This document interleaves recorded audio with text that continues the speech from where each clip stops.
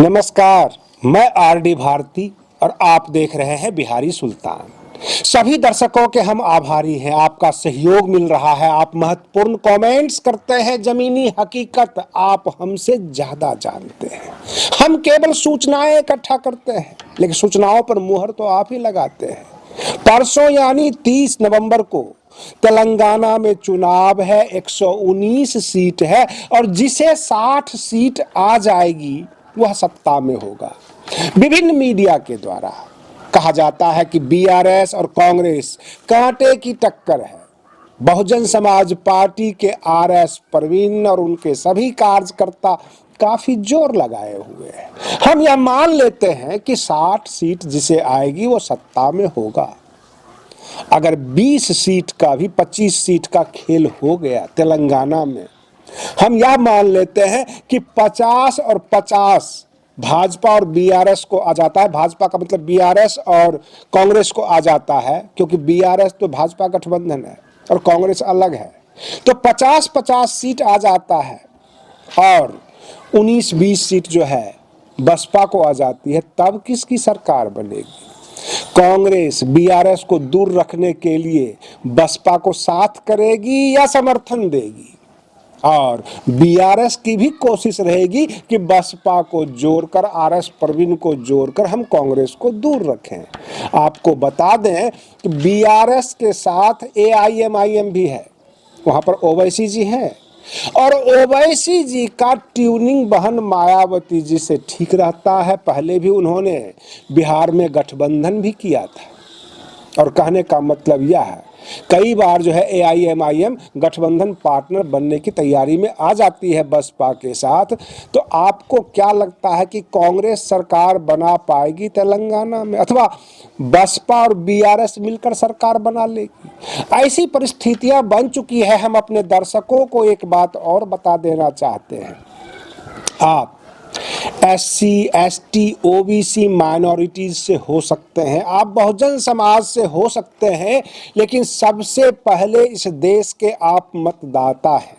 आप जनप्रतिनिधि चुनते हैं, अपना महत्वपूर्ण वोट डालते हैं। लेकिन आपको बता दें कि जब हम सर्वे करने के लिए निकलते हैं तो हमें कई प्रकार की जनता मिलती है। सबसे पहला वह जो लाभार्थी होता है, सत्ता से लाभ प्राप्त करके चलता है, वह सत्ता के पक्ष में बोलता है। दूसरा आकांक्षी होता है, इच्छा रखता है कि कुछ लाभ मिले, वह चुनावी घोषणा पत्र को बड़ी ध्यान से पढ़ता है, वायदे सुनता है और वाहवाही करता है, तालियां मारता है। ऐसी जनता भी हमने देखा है। और एक और जनता है जिसमें बहुजन समाज के लोग ज्यादा हैं, वह फ्रस्ट्रेटेड हैं, परेशान हैं।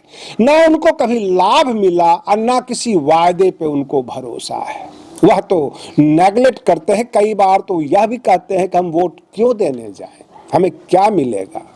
इस तरह की जनता की संख्या भी बहुत ज्यादा है हमारे देश में।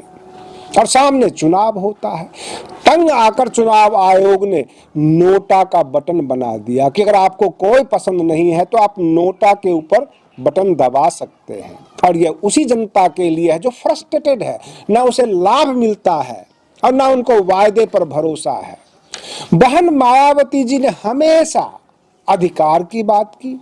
डॉक्टर अंबेडकर की लिखी हुई संविधान में जो वर्णित है, जो आम जनता को, जो बहुजन समाज को दिया गया है, उसके ऊपर बहस करती है बसपा।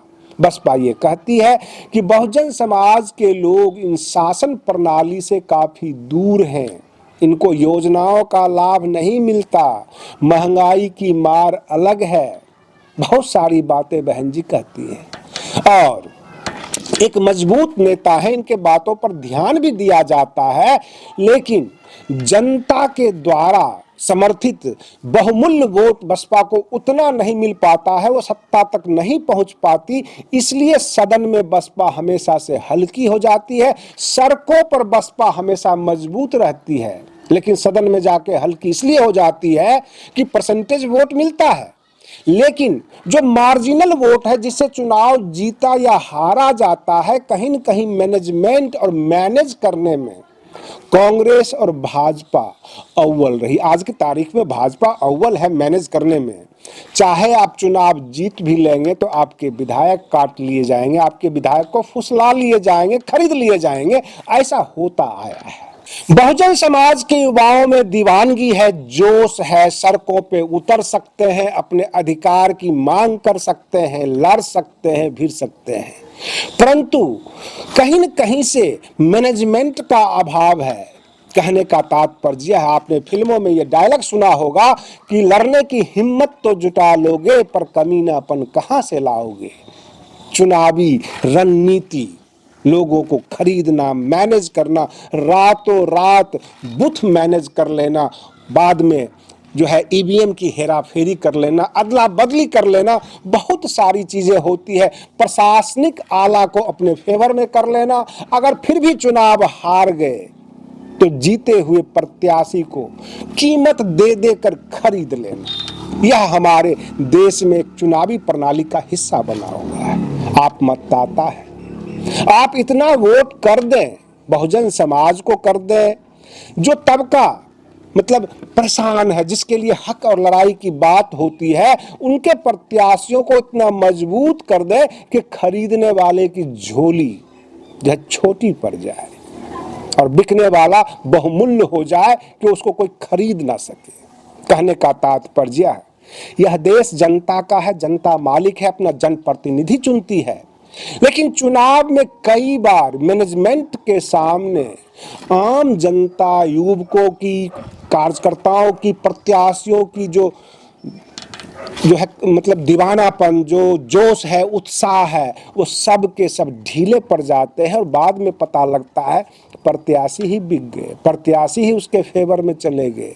जीतने के बाद ये पता लगता है रातों रात समर्थन किसी और को दे दिया गया। कई स्टेट में आपने देखा होगा, आधे आधे यानी 20-20, 25-25 विधायक पार्टी छोड़ के चले जाते हैं, बिक जाते हैं। महाराष्ट्र में भी आपने देखा, गोवा में भी देखा, बहुत जगह ऐसा हुआ है। और कुछ छोटी पार्टियां तो ऐसी भी है हमारे देश में, वो मौके का तलाश करती रहती है, कभी इनके साथ कभी उनके साथ। अब बिहार का ले लीजिए, नीतीश कुमार जी कई बार भाजपा के साथ सरकार में रहे, उसके बाद आरजेडी के साथ सरकार में आ गए। और इस तरह से एक ही 5 साल का टेन्योर यानी 5 साल के कार्यकाल में कई बार उन्होंने पाला बदल बदल कर मुख्यमंत्री रहे। कभी आरजेडी को मौका दे दिया सत्ता में आने का, कभी भाजपा को मौका दे दिया। इस तरह की समस्याएं रही है और इन समस्याओं के वजह से बहुजन समाज त्रस्त रहता है। बहुजन समाज अपने आप को ठगा सा महसूस करता है। कभी भाजपा के साथ नीतीश कुमार आरजेडी को कोसते नजर आते हैं, कभी आरजेडी के साथ खड़े होकर भाजपा को कोसते नजर आते हैं, लेकिन कोसने वाला चेहरा एक ही होता है। आप उत्तर प्रदेश का ही हाल देख लीजिए। स्वामी प्रसाद मौर्य कभी भाजपा में मंत्री रहे, कभी बसपा में मंत्री रहे, आजकल समाजवादी पार्टी के साथ हैं। क्या वो भाजपा में रहकर देवी देवताओं का विरोध कर सकते थे? और बसपा में आकर उनको सर्व समाज के लिए भी बात करना होता। समाजवादी पार्टी में गए, वो समाजवादी पार्टी जो समाजवाद की बात करती है, सबकी बात करती है। अखिलेश यादव इसका जवाब दे पाएंगे कि क्या स्वामी प्रसाद मौर्य भी समाजवादी है? क्या वो सबकी बातें करते हैं अथवा वह देवी देवताओं के विरोधी हैं? कुल मिलाकर ना इनके बातों का ठीक, ना इनके वायदे का ठीक, और देश में बहुत सारी जनता है जो नेताओं के वायदे को भरोसा नहीं करती। बहुजन समाज अभी तक एकजुटता बनाए हुए है, बहन मायावती जी के बातों पर भरोसा करती है, वायदों पर भरोसा करती है, और इस बार बसपा को एक अच्छी बहुमत मिलने की संभावना है। राजस्थान में भी, मध्य प्रदेश में भी, क्योंकि मध्य प्रदेश में बहुत सारे पत्रकार भाजपा कांग्रेस करते करते करते करते एक जगह आके ठुमक जाते हैं, टिक जाते हैं, चुप हो जाते हैं कि जो बीच का मार्जिन वोट कहाँ चला गया, किसको चला गया। वो बसपा का नाम लेने की हिम्मत नहीं जुटा पाते। वो ये नहीं कह पाते कि जो भाजपा को और कांग्रेस को वोट नहीं गया है वह बहुजन समाज पार्टी को वोट गया है। अन्य पार्टी को वोट गया है, वो नहीं कह पाते, बस आरोपित करते रहते हैं एक दूसरे पर। कुल मिलाकर मीडिया ने यह साबित करने की कोशिश किया कि देश में दो राजनीतिक दल हैं, या तो भाजपा या कांग्रेस, दो ही नेता हैं, या तो राहुल गांधी या प्रधानमंत्री नरेंद्र मोदी। जबकि विपक्ष भी इस आस में बैठी हुई है कि अगर बसपा को अच्छे अंक प्राप्त हो गए इस चुनावी एग्जाम में, तो बसपा को हम आगे करके तीसरा मोर्चा लेकर चल पड़ेंगे। अब यह प्रश्न उठता है, 3 दिसंबर के बाद जब आ जाएगा रिजल्ट, तब क्या होगा। आज के लिए बस इतना ही। आप बने रहिए बिहारी सुल्तान चैनल पर। हम फिर मिलते हैं अगले वीडियो में। तब तक के लिए धन्यवाद।